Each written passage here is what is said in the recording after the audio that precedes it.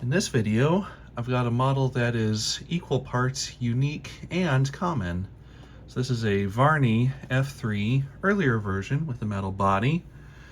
You can find these pretty much everywhere, but what makes this one unique is that this one comes with the V4 power truck designed by Lindsay, which was one of the last products designed for Varney before he started his own company.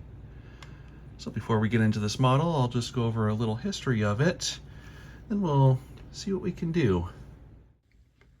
The Varney F3 first appeared in the December 1947 issue of Model Railroader in an advertisement, and at $19.75, which at the time that this video is uploaded is $280, it wasn't exactly a cheap model, but at the same time there really wasn't much selection in HO scale yet, and most of the competition would have been about either the same price or more expensive at the time for a quality diesel.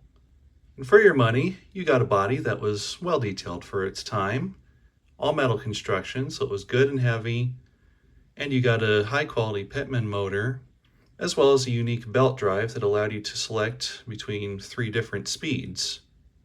And for Varney's own catalogs, the model would first appear in 1948, showing more detail of the mechanism as well as the construction of the model and some of the options that were available for it.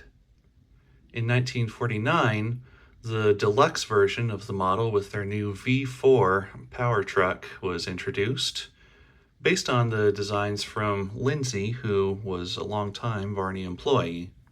Now, they considered this to be a very revolutionary mechanism with the 7-pole motor and incorrectly advertised 13-to-1 gear ratio, which, due to the double-threaded worms, was actually 6.5-to-1. Some of the advantages that they stated were that it had a low center of gravity, helping it to be a more stable runner, and they believed the 7-pole motor to be able to pull a longer freight train than some of their traditional models, or they at least advertised it that way. Now, the Deluxe model with the V4 drive truck was priced at $24.95, or in today's dollars, $330. So that was quite the price premium over the standard drive truck that they offered before. Now, as proud as they were of the model, it didn't last for long, and by the 1951 catalog, all you could find was information on replacement parts, and the motor and drive truck itself didn't appear again. Now, also around the same time that the V4 truck was introduced, they also replaced the belt drive system with a gear drive system, which was simpler to make, and it also allowed them to link up to a second truck in front to give full 8-wheel drive instead of the only 4-wheel drive that you got with the belt drive. This mechanism became their standard going forward, and the model was offered with just a single drive truck or the more expensive dual drive system. In 1955, they changed out the metal body for a new plastic body, as well as new plastic gears and other parts.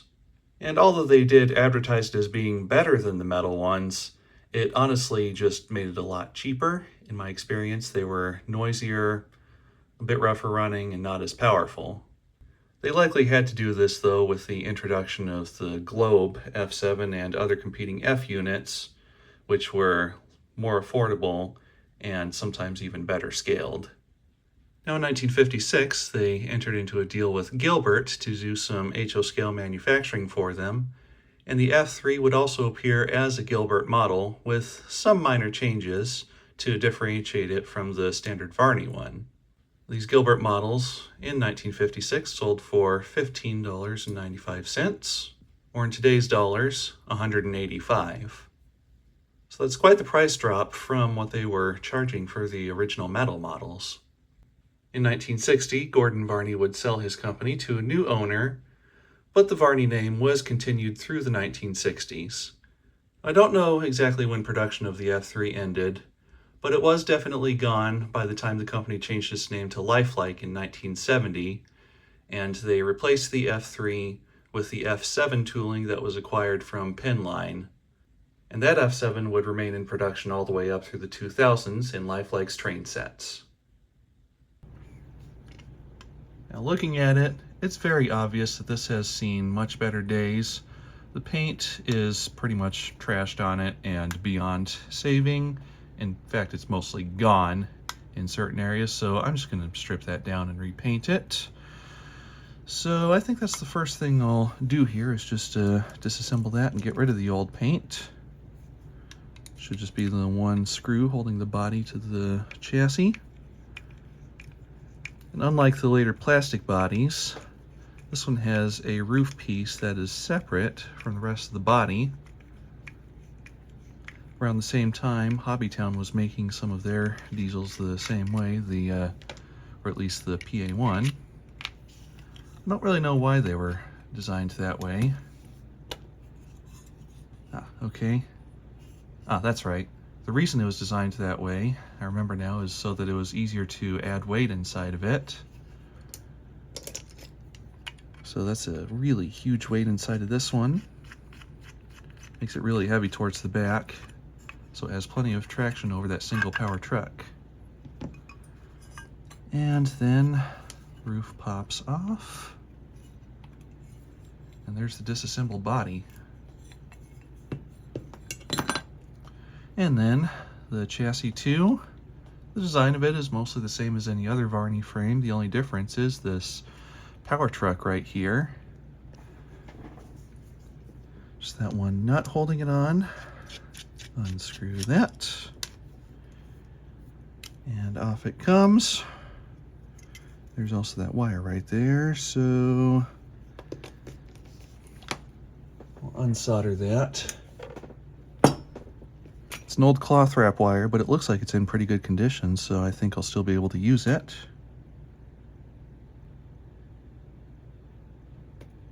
There it goes.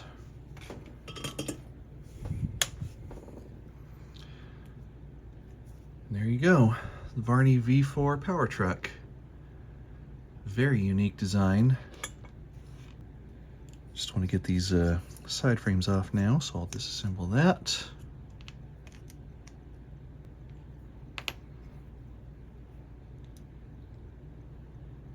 All right.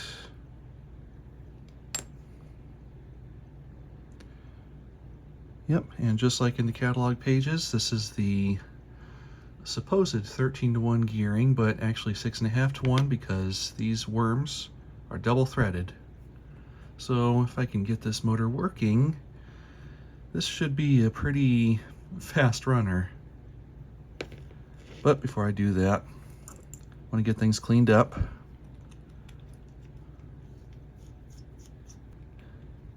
That really is the nice thing about these old models, is how easy it is to work on them. Let's see. Yeah, one more screw there.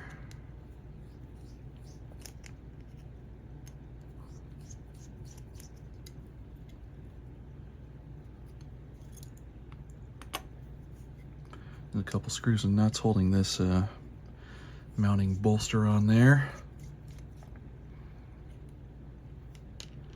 I believe that this is made from Bakelite, along with the end cap on the motor. So I definitely want to be careful with these, because to my understanding, they're more susceptible to being dissolved by certain chemicals and oils than a lot of other plastics. So it looks like this chassis can, well, I guess not just because of the screw location, but the shape of it makes it look like you can mount it in either direction. Very interesting. Oh, broken coupler there.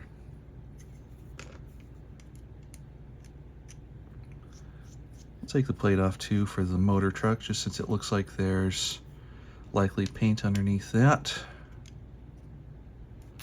Yeah. Okay, so this way I can get everything stripped off and make it cleaner overall.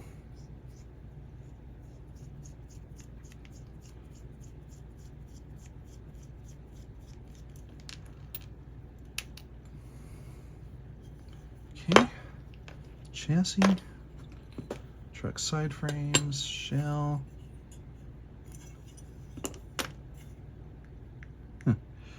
Brass piece in here. Okay, that is all disassembled. So I will take these parts outside to get that paint stripped off. And as expected, the lacquer thinner is really making quick work of that paint. I'll just give that a few more minutes to soak, and then it'll really be easy to brush off everything. Well, these parts all cleaned up nicely. I'm actually surprised at how little oxidation there is compared to the other die-cast models I usually get of this age. So yeah, that's a pretty nice looking body there. But anyway, I'll set these parts aside for now so that I can get to work on the motor.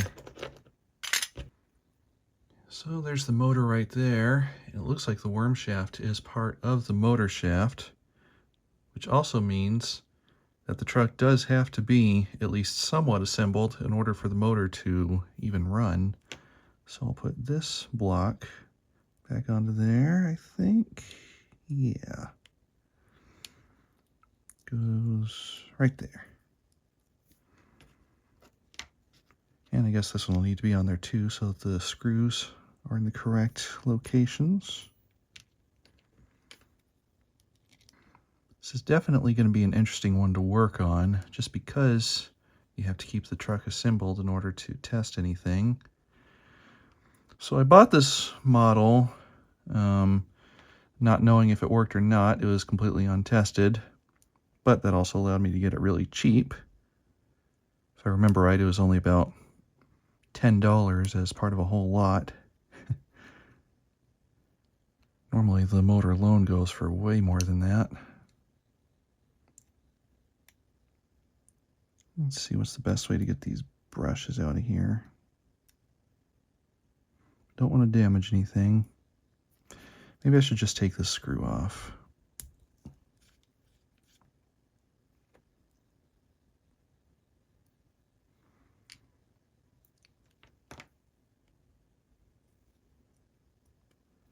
Take off the magnet.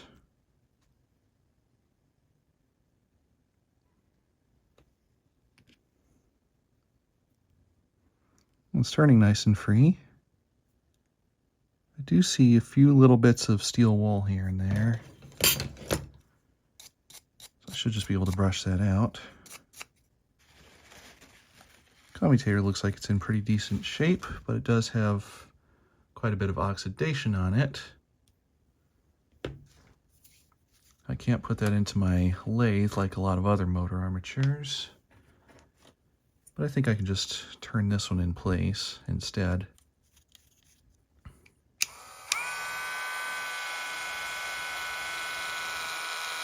Yeah, this should work. It's always good for the commutators on a motor to be as smooth as possible, because that'll put the least amount of wear on the brushes.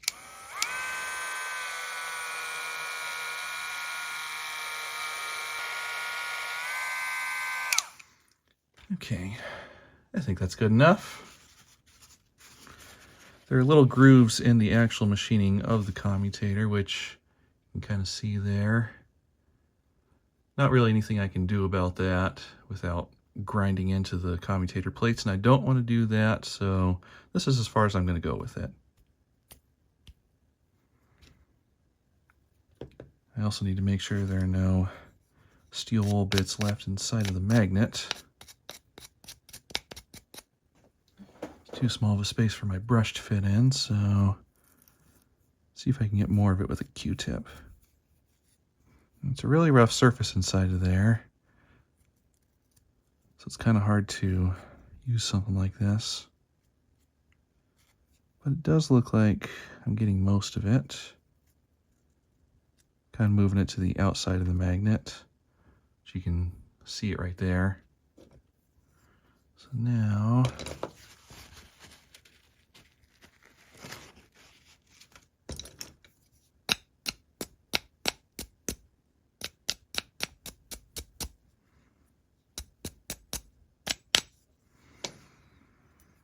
okay, this is looking a lot better.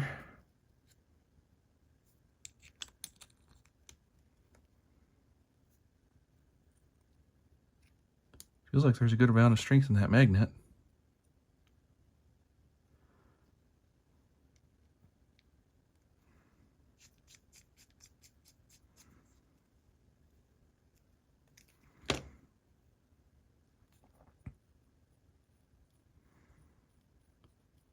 I'm not feeling any binds, so the magnet's in a good position.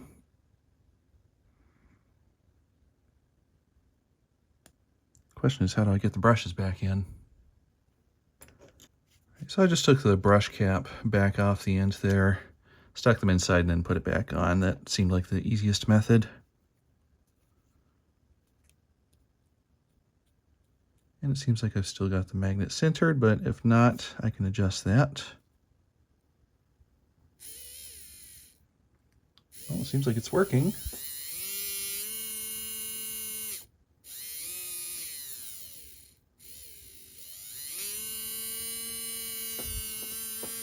It's using about 0.4 amps there. I think some fresh oil in the bearings will help with that.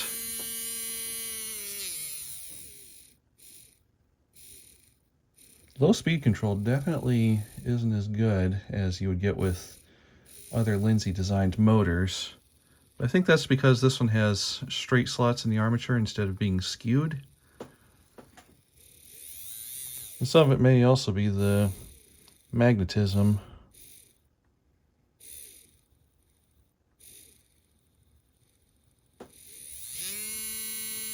Because it does feel like the magnet is pulling strongly on those poles.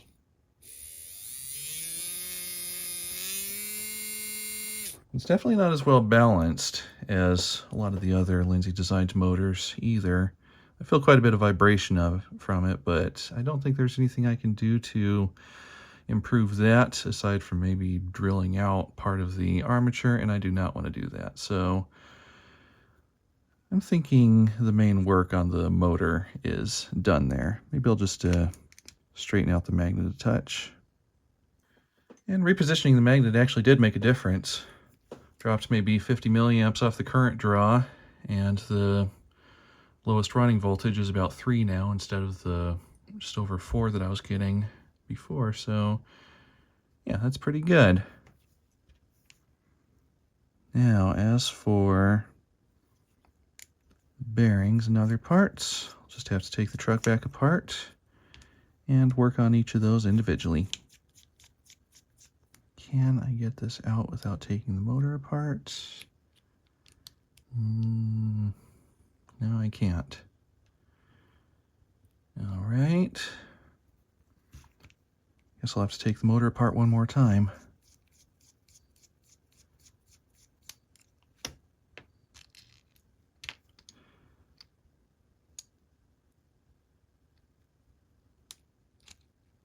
Okay, that's coming out now. So this is a very interesting way of putting a motorized truck together. Maybe a little overcomplicated in a few areas.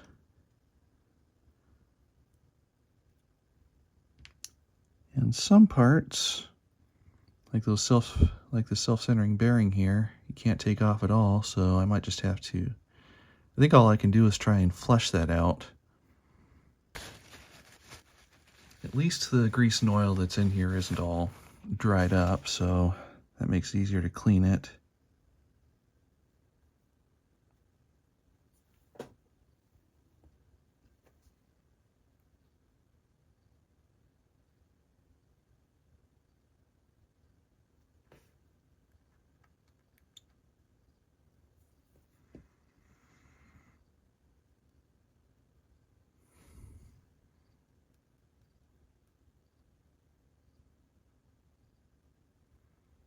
Yeah, seems like that's thinning out the old oil now. Yeah, it feels like it's turning really freely now.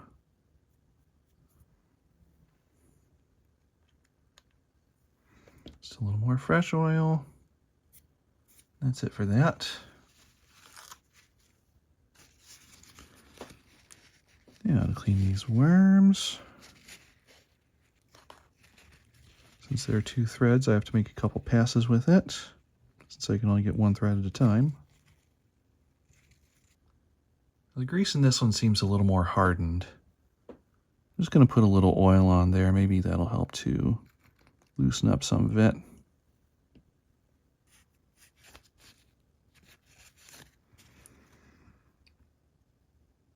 Yeah, I think that's good enough now. Just a little more oil in here.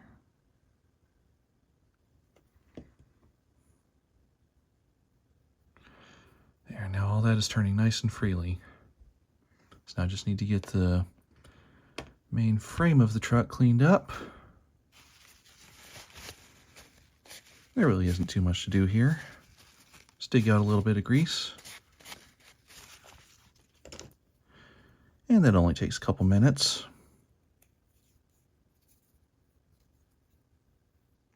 Well, it's pretty well cleaned up. One little interesting thing I just noticed is that there's this kind of slot here, as well as here. So those line up with each other from the look of it. So I'm not 100% sure, but I wonder if maybe that's for oiling the truck. You just load a bunch of oil in there and then it spreads through maybe, because one other thing I noticed is that it has kind of a slope going down towards each gear. So if that is what it's for, then that's a pretty innovative design there. And it's turning nice and free. I wonder if this right here is where some of that vibration is coming from. And that's coating over the winding, so I don't want to do anything with it. But that would explain what I was feeling when I was testing it out before. There are a lot of parts to this, and that would make it expensive to manufacture. And if this was really expensive to manufacture, then I can definitely see why it ended up not lasting too long in Varney's product line. So let's power that up again.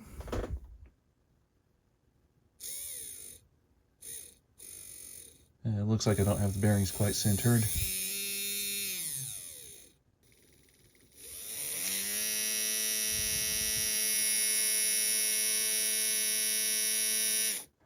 I've got down to just under 0.35 amps. So that's the best I've seen so far. Well, that's all there is to do with the main motor portion of the truck.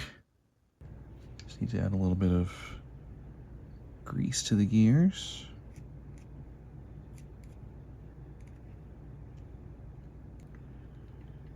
Okay, let's see if this works. Hey, it's running.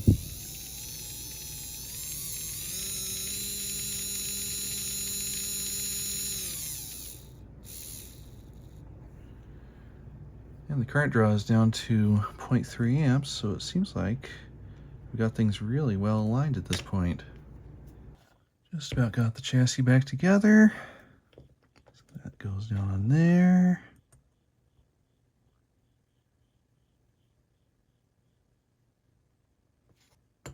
This definitely needs the weight over it if it's going to run well, just because the truck itself is so imbalanced, having most of the weight right here. Before I can get it on the track, though, I need to clean up these wheels.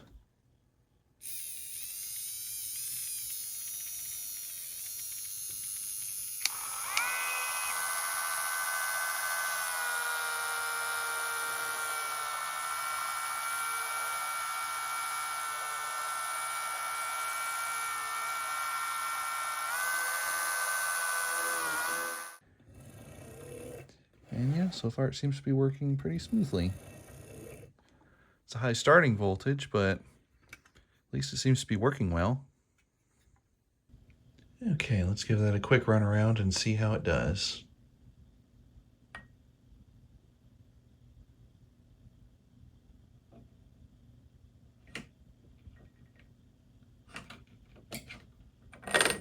What? Oh, I think something got stuck in the magnet while I was carrying it. Yep, somehow a ball bearing got stuck in there. I don't even know where that came from. Okay, this time for real. Let's get it running.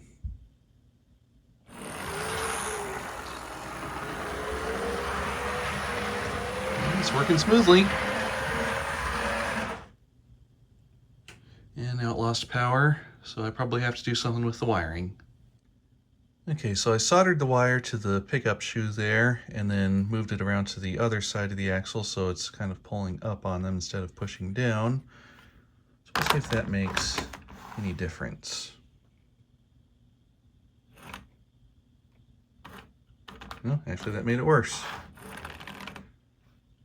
Alright, this time I moved the spring plate back around, but I also soldered it to that center brass bracket since I was also having a little trouble with it kind of drifting around, and it actually touched one of the wheels and shorted out once, one of the insulated wheels. So let's see if this works.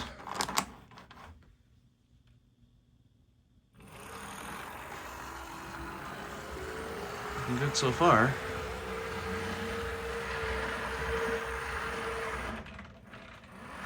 Still having trouble, but not quite as much.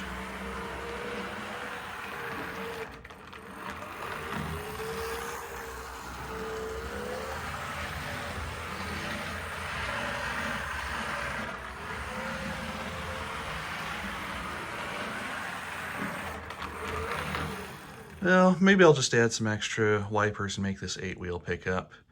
It's all metal wheels anyway, so I might as well.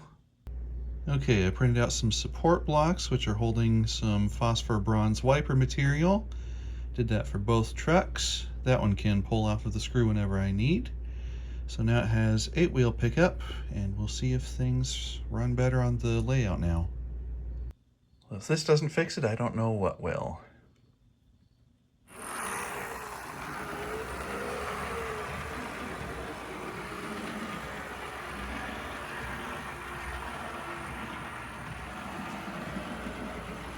Yeah, that's much better.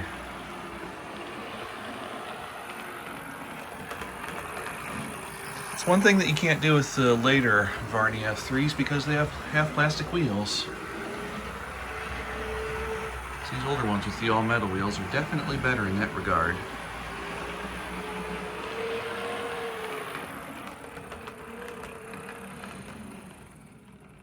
Okay, now that that's all running properly, I can get to repairing a couple of the details on here and repainting it. Well, all I need to do now is finish up some of the body work here before I can paint it. And the only thing that I'm missing is the front number boards, and I can't find any originals.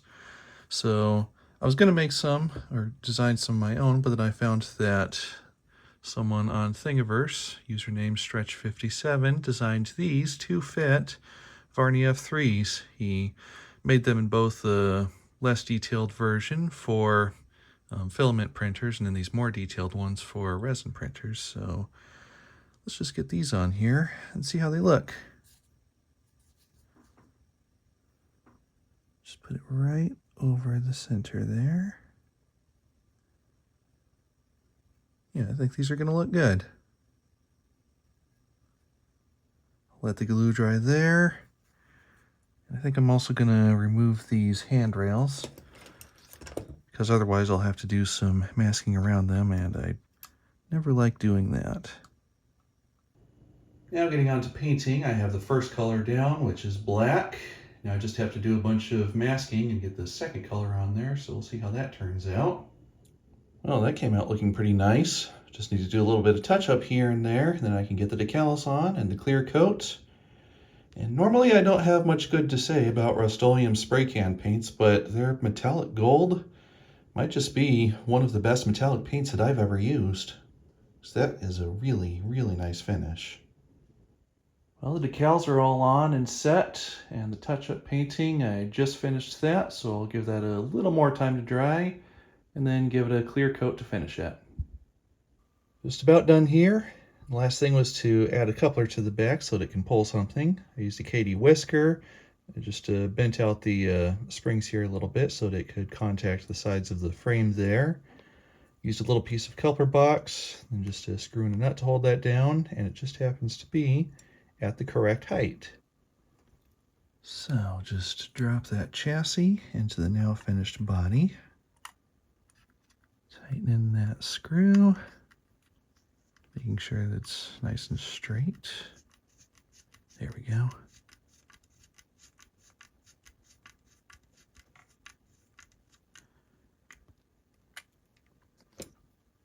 And that is now finished and ready to run. And there it is sitting on the track, and I think that turned out looking really nice. I don't know how close that gold is to the correct Purdue gold used by the Monon Railroad, but I think that at least looks close enough, at least for a model as realistic as the Varney here. And with that, I think I can get on to doing a little review of the model.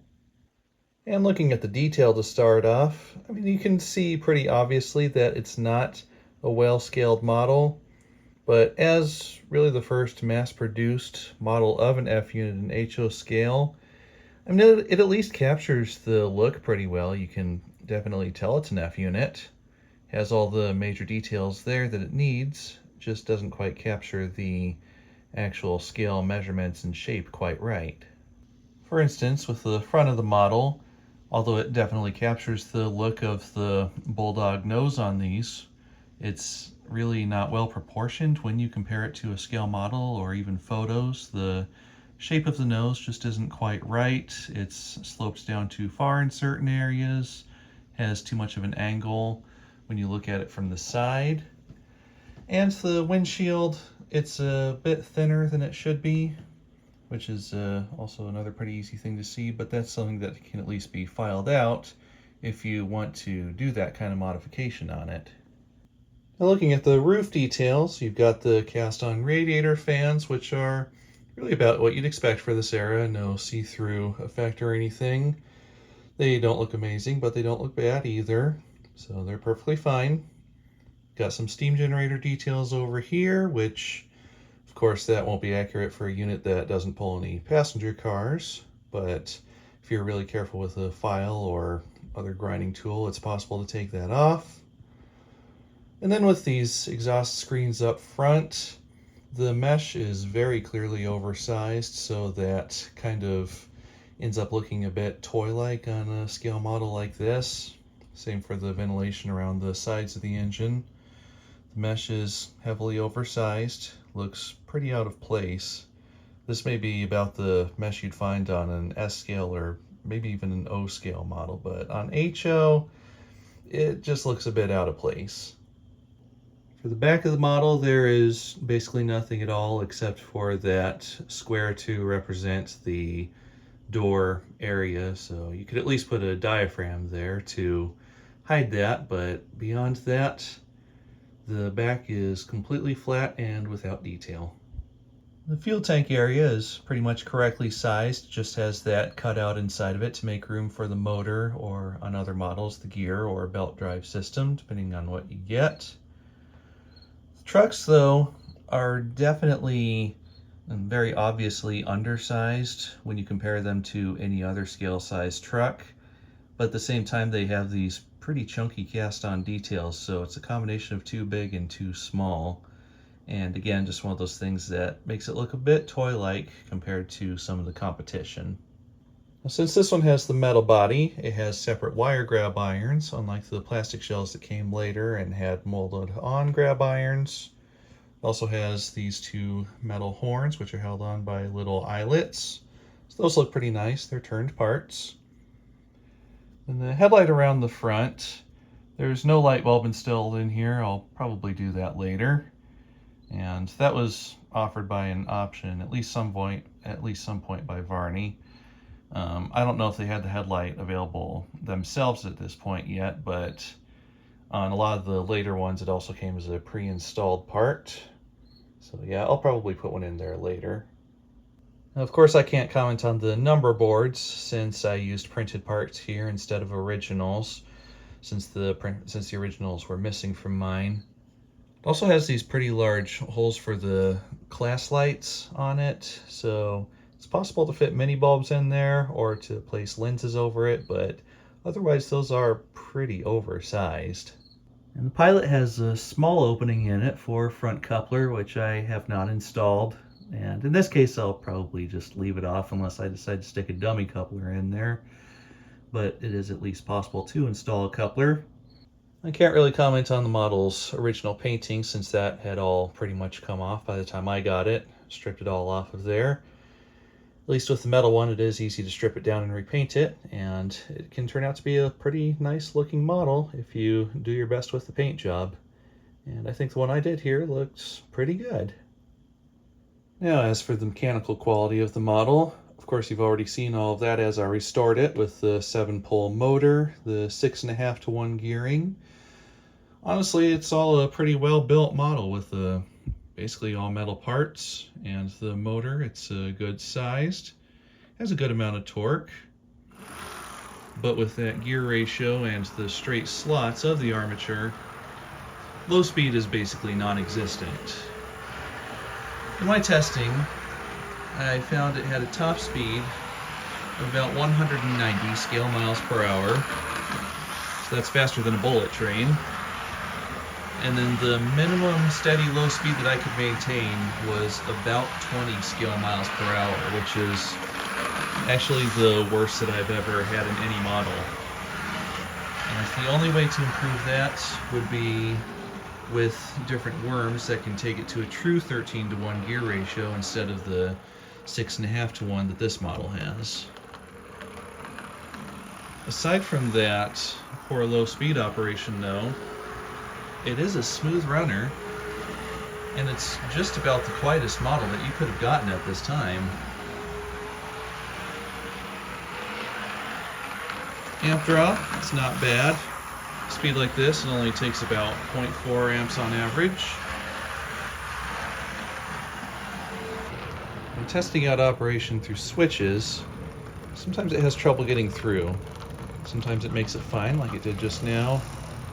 Other times it has a tendency to derail with the front truck. And for the most part, it stays on the track pretty well. And it has no trouble making it through my 18-inch radius curves, which is nice. And that time it made it through the switch just fine again. I'm going to go ahead and turn those off just to make sure I don't get any derailments, because again, I've had a couple times where I had trouble getting in there. Now pulling the load behind it, it really does that pretty well, despite the low torque of the 6.5 to 1 gear ratio. The motor itself is pretty powerful, you just don't want to overload it too much. Now the model weighs 1 pound, 9 ounces almost, so extremely heavy for its size. So even with the 4-wheel drive, just using a scale, I tested a traction of about 3.4 ounces, and with my free-rolling freight cars, that should be about, that should be just over 40 free-rolling freight cars on level track like this. So it definitely has the traction to pull a good realistic load behind it. You just don't want to overload the motor too much.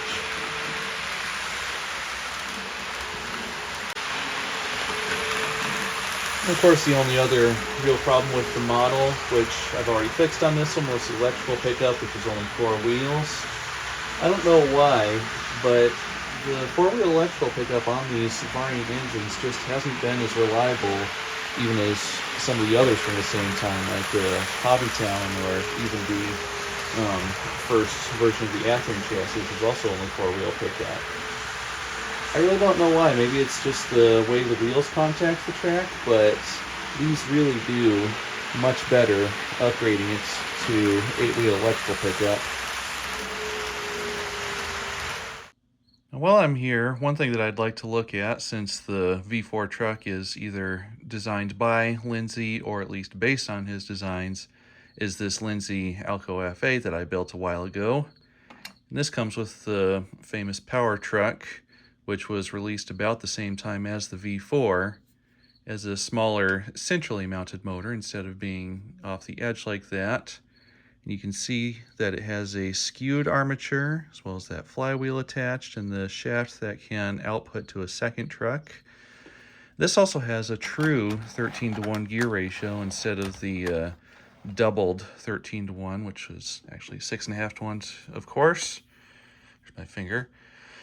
And you can see just how much of a difference there is in running quality thanks to those two different changes there, the skewed armature and the slower gear ratio.